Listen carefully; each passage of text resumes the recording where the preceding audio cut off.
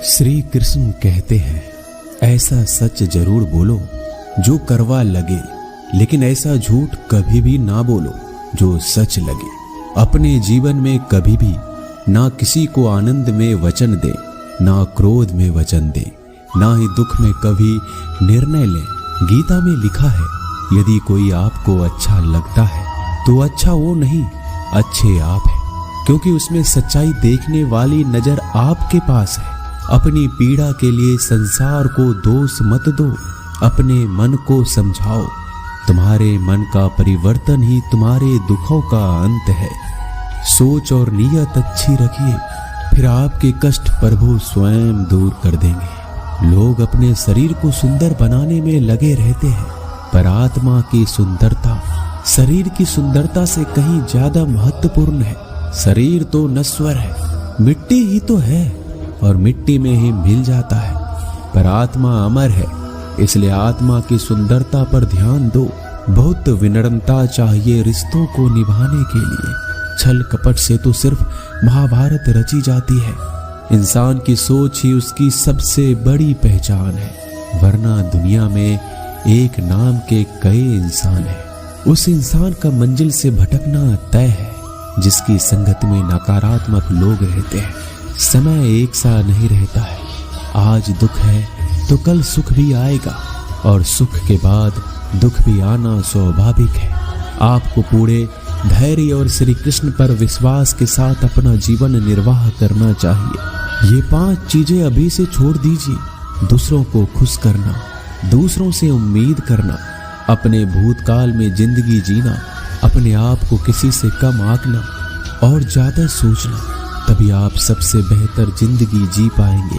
आजकल किसी के गुनाहों से ज्यादा रूप, रंग और कपड़ों को देखा जाता है, पर याद रखना, एक दिन रूप, रंग और कपड़े तो धोखे दे ही जाते हैं, पर जिसमें गुण है वह हमेशा साथ निभाएंगे। जो व्यक्ति किसी के चेहरे पर हंसी और जीवन में खुश लाने की क्षमता रखता है, ईश्वर उसके चेहरे पर कभी हंसी और जीवन में खुशी कम नहीं होने देते।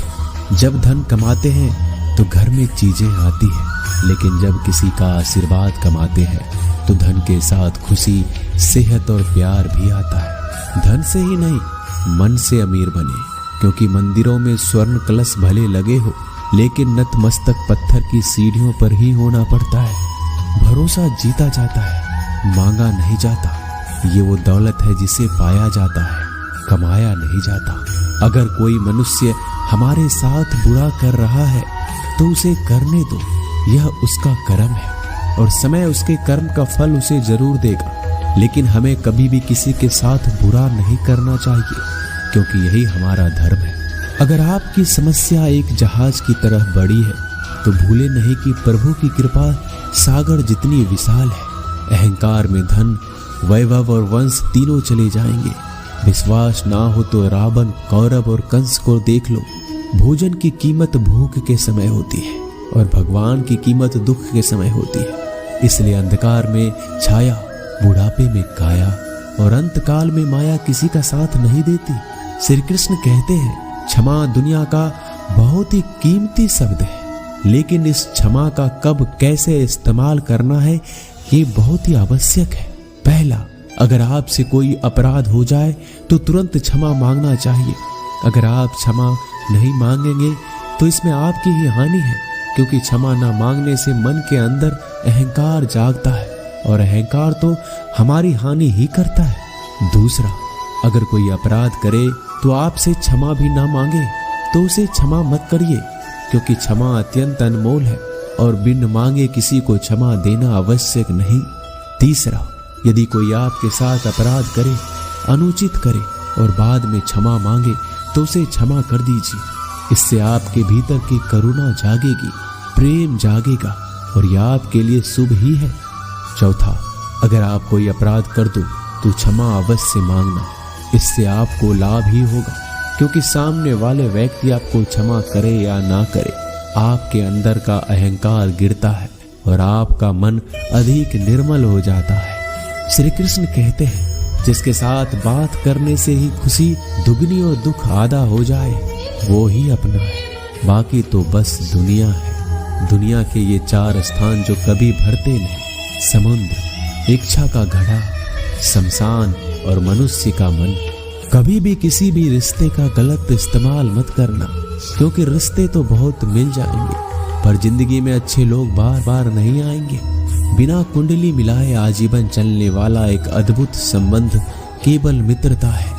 यदि हमारी नीयत अच्छी और मकसद सही है तो किसी ना किसी रूप में ऊपर वाला भी हमारी मदद करता है। जब हम प्रार्थना करते हैं तो ईश्वर हमारे कहने से ज्यादा सुनता है। जितना हम पूछते हैं उससे ज्यादा जवाब देता है। जितना हम कल्पना करते हैं उससे ज्यादा अपने समय में और अपने तरीके से देता है।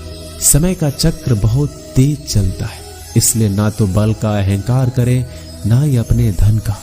जीवन में वाणी को संयम ही रखना अनिवार्य है, क्योंकि वाणी से दिए हुए घाव कभी भरे नहीं जा सकते। जीवन में कभी मौका मिले तो किसी के लिए सारथी बनना, स्वार्थी नहीं। जैसे पानी को अगर दूध में मिलाया जाए तो वह दूध की तरह हो जाता है, यदि वही पानी अगर कीचड़ में मिलाया जाए तो कीचड़ बन जाएगा। ठीक ऐसा ही मनुष्य के जीवन में भी होता है। यदि एक गुणहीन व्यक्ति गुणवानों के संगत में बैठे तो उसे भी गुणवान समझ लिया जाता है और सम्मान का पात्र समझा जाता है। यदि एक गुणवान व्यक्ति गुणहीन व्यक्ति की संगत में बैठता है तो उसे तिरस्कार मिलता है।